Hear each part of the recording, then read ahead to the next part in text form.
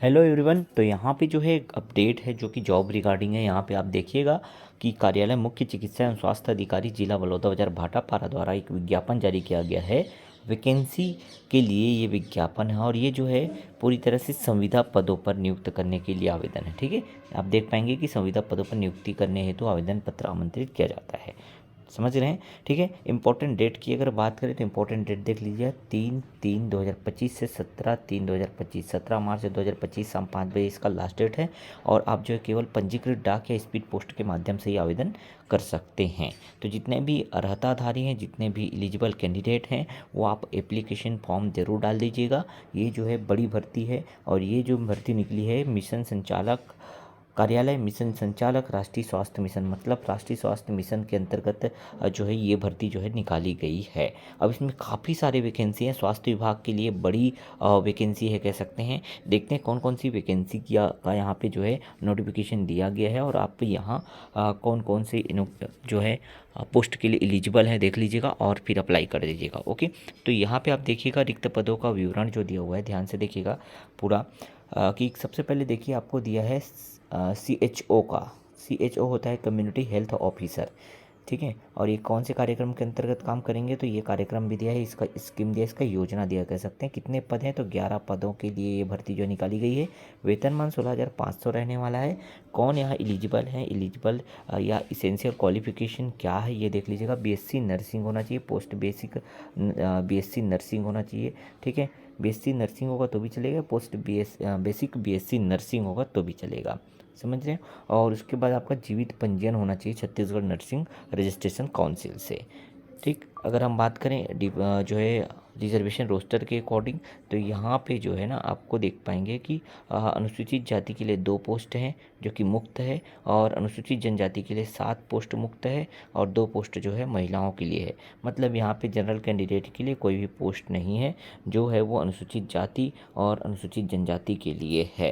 General और OBC के लिए यहाँ एक भी पोस्ट नहीं दिया गया है। ठीक है, सेकंड नंबर पे आप देखेंगे नर्सिंग ऑफिसर निकला है। और नर्सिंग ऑफिसर जो उसमें कौन से कार्यक्रम के अंतर्गत है, तो ये ट्रॉमा एंड इमरजेंसी के अंतर्गत है। यहाँ भी वेतनमान 16,500 रहने वाला है। टोटल 6 पद हैं यहाँ पे।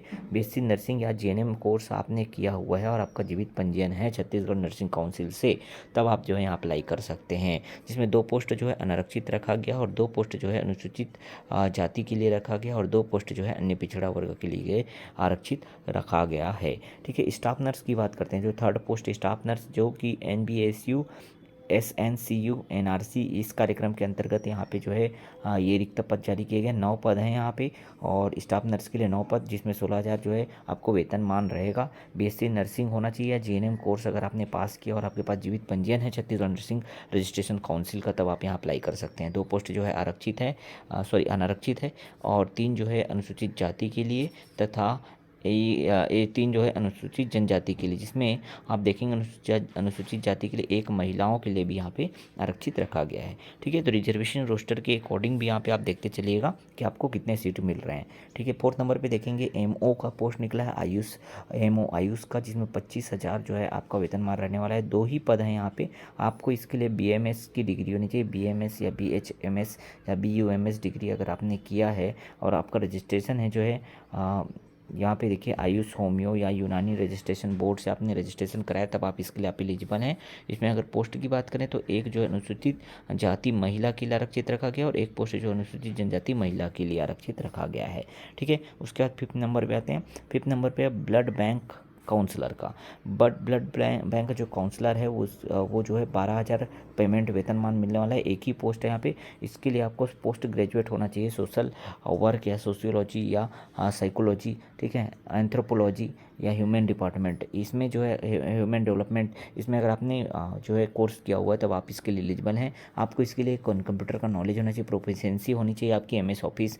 ठीक है, एक्सपीरियंस जो है मिनिमम 2 ईयर एक्सपीरियंस मांगा है, तब आप यहाँ एलिजिबल हैं। 12,000 पेमेंट है और इसके लिए एक ही पद है जो कि अनारक्षित रखा गया है। ठीक है, आगे आते हैं देखिए फिजियोथेरेपिस्ट का है एनएचएम का अगर आपने यहाँ पे एनएचएम के कार्यक्रम के अंतर्गत यहाँ पे ये जो है फिजियोथेरेपिस्ट का जो है वैकेंसी निकला है। वेतनमान की बात करेंगे 18,000 वेतनमान रहने वाला है। और इसके लिए अगर आपने जो है बैचलर्स डिग्री किया है फिजियोथेरेपी में, बीपीटी किया है, तब आप इसके लिए एलिजिबल हैं। और एक पोस्ट जो है अनुसूचित जनजाति के लिए यहाँ पे आरक्षित रखा गया है, एक ही पोस्ट है। ठीक है, आगे देखें साइकोलॉजिस्ट क्लिनिक का है जिसमें 23,000 आपका वेतनमान है। 6 पोस्ट यहाँ पे निकले हैं। एमफिल अगर आपने किया है क्लिनिक साइकोलॉजी से, ठीक है, या एमएससी साइकोलॉजी किया हुआ है, रिहेबिलिटेशन साइकोलॉजी किया हुआ है, ये आप देख लीजिएगा क्वालिफिकेशन। ठीक है, 2 वर्ष का अनुभव भी मांगा है। ठीक है, उसके बाद अतिरिक्त शैक्षणिक योग्यता diploma in community mental health, इसमें अगर आपने किया है तो उसको प्राथमिकता दी जाएगी, ये बात कही गई है। ठीक है, 3 पोस्ट यहाँ पे आरक्षित रखा गया है। एक जो है अनुसूचित जाति के अन्य पिछड़ा वर्ग के लिए, एक जो है अनुसूचित जाति के लिए, और एक जो है अनुसूचित जनजाति के लिए। ठीक है, तो टोटल 6 पोस्ट हैं यहाँ।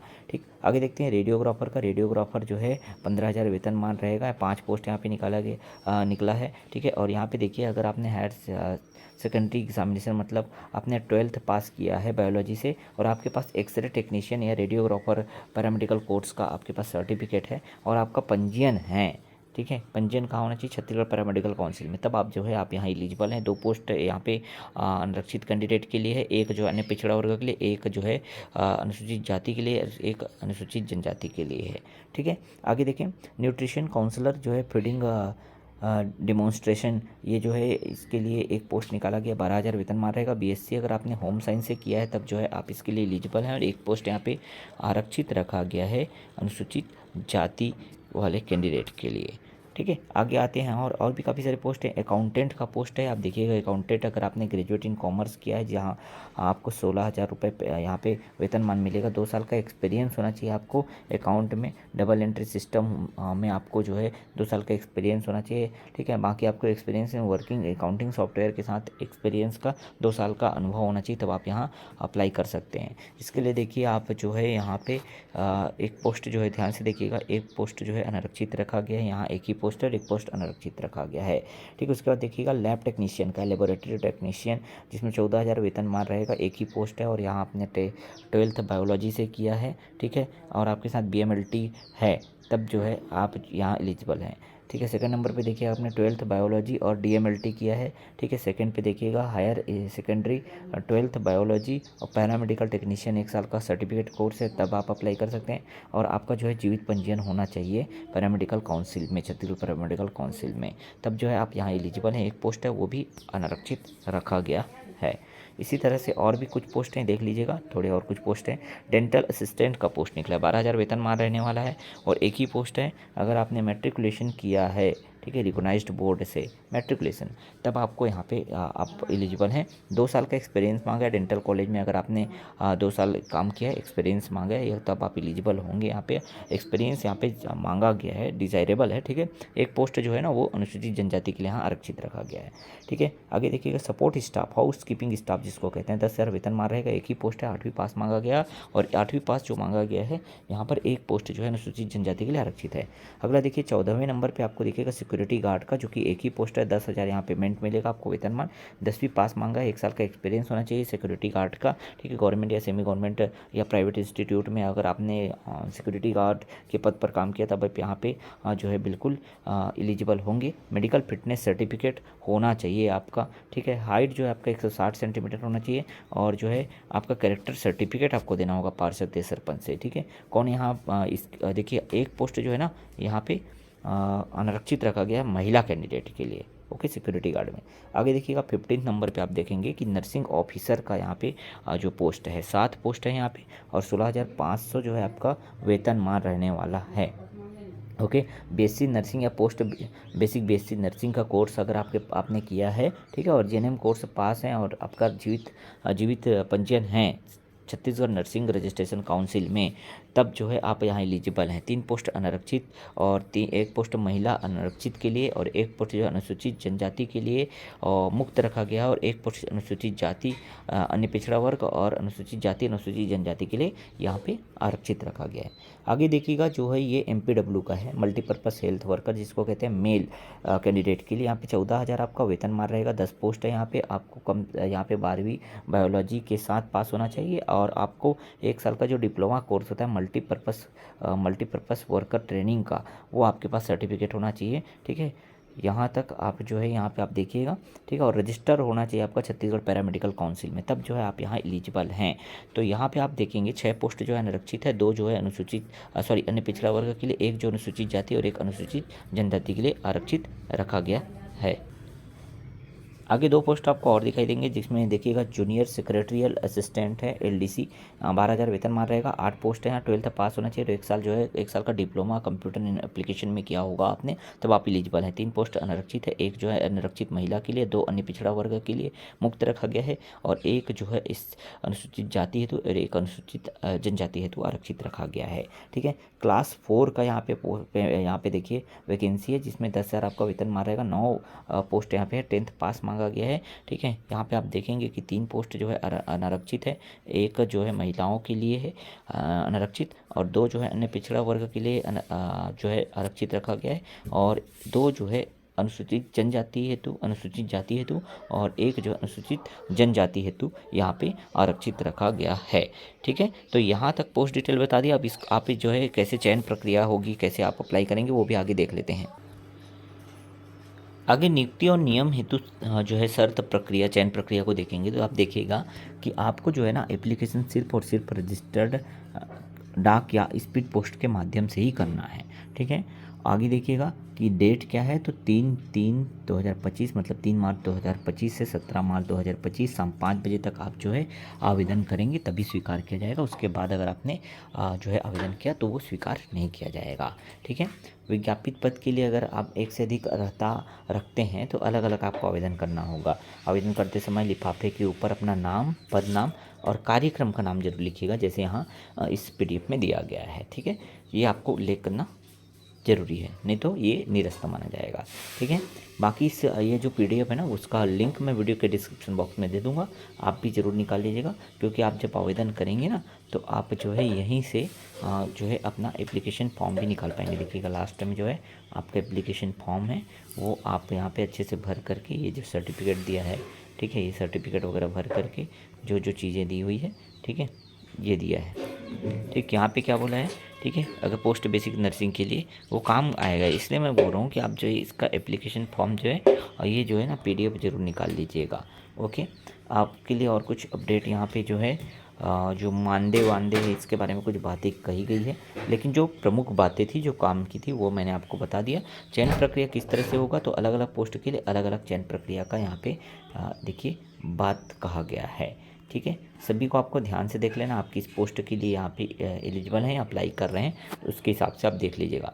ठीक है, तो देखिए अगर रिक्त पदों की संख्या या विज्ञापित पदों की संख्या 1 से 10 है तो 10 गुना लोगों को बुलाया जाएगा, और 11 से 50 अगर पोस्ट हैं तो सिर्फ और सिर्फ 5 गुना लोगों को बुलाया जाएगा। ठीक है, दस्तावेज सत्यापन के लिए, ये बात का ध्यान रखिएगा। ठीक है, आगे और देखिएगा प्रतिशत सूची वगैरह जारी किया जाएगा, ये सब बात कहा गया है। ठीक है, बाकी मैं आपको इसका अगर मैं जो है और कुछ इंपॉर्टेंट चीज़ बता दूं, जैसे कि आपको सिक्योरिटी गार्ड पद के लिए, कम्युनिटी हेल्थ ऑफिसर CHO के लिए, सब के लिए अलग अलग आपका वो दिया है, यहाँ पे डिटेल दिया है, आप देख लीजिएगा। ठीक है, किस पोस्ट के लिए आप एलिजिबल हैं और अप्लाई कर रहे हैं, उसके लिए आप ज़रूर देखिएगा कितने अंक आपको मिलेंगे नर्सिंग ऑफिसर के लिए, स्टाफ नर्स के लिए। ठीक है, 1 वर्ष जो है का 4 अंक ये जो है आपका एक्सपीरियंस के आधार पर कितने अंक आपको दिए जाएंगे, ये सब बातें यहाँ पे बताई गई हैं। ठीक है, तो पूरा देख लीजिएगा। ठीक, ये PDF का मैं जो है लिंक वीडियो के डिस्क्रिप्शन बॉक्स में दे दूंगा। जैसे आप जूनियर सेक्रेटरी असिस्टेंट के लिए अप्लाई करना चाहते हैं ना, या MPW के लिए या लेबोरेटरी टेक्नीशियन के लिए, तो यहाँ ध्यान से देखिएगा 12वीं का जो प्राप्तांक है उसका 40% अंक, और तकनीशियन संबंधित पाठ्यक्रम का 45 अंक, और अनुभव के अंक को जोड़कर मेरिट लिस्ट तैयार किया जाएगा इन सभी पोस्ट के लिए। ठीक है, इसलिए कह रहा हूँ आप अपने पोस्ट के लिए जरूर देख लीजिएगा। जूनियर सेक्रेटरी असिस्टेंट LDC के लिए अगर बात करें तो 12वीं का जो अंक है उसका 65%, डिप्लोमा जो प्राप्ति की है उसको 20%, तथा अनुभव का अंक जोड़कर वरीयता या मेरिट लिस्ट तैयार की जाएगी। समझ रहे हैं ना। बाकी से सभी पदों के लिए जो है शैक्षणिक योग्यता 85% अंक तथा अनुभव के अंकों को जोड़कर वरीयता सूची तैयार की जाएगी। ठीक है, तो ये पूरा डिटेल था। आप जरूर जो है अप्लाई कीजिएगा। अगर आप एलिजिबल हैं तो अपने दोस्तों तक, अपने फ्रेंड्स तक शेयर कर दीजिएगा। हो सकता है आप अगर एलिजिबल नहीं है तो आपका कोई फ्रेंड जो है बहुत ज़रूरत हो उसको इस तरह की जॉब का, तो भाई उनको जो है ज़रूर शेयर कर दीजिएगा। हर ग्रुप में हर फ्रेंड्स तक आप शेयर ज़रूर कर दीजिएगा। चलिए मिलते हैं नेक्स्ट अपडेट में जो है नए वीडियो के साथ।